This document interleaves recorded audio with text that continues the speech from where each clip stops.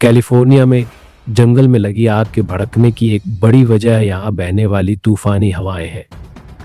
जलवायु परिवर्तन को भी इस विनाश का एक मुख्य कारण बताया जा रहा है। इस विकराल आग के कारण लाखों डॉलर का नुकसान हुआ है। जैसे जैसे आप आगे बढ़ते हैं आपको विनाश दिखता है। इस जगह पर पहले लिविंग रूम हुआ करता था, वहां पर किचन और डाइनिंग रूम था, वहां पर 2 और कमरे थे, लेकिन अब आप देख सकते हैं कि यहाँ और कुछ नहीं बल्कि सिर्फ एक चिमनी पड़ी हुई है। यहाँ अब कुछ भी नहीं है। यह आग इतनी तेजी से बढ़ रही है कि फायर फाइटर्स के लिए इसे काबू करना मुश्किल होता जा रहा है।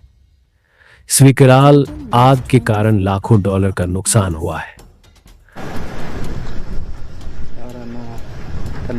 You would be met with the living room, which is literally right here in this area, and then to the left of it was the kitchen and the dining room, and then right here was a room, and then we had 2 more rooms behind that, but as you can see the only thing that's basically standing is the chimney, and yeah, now it's nothing.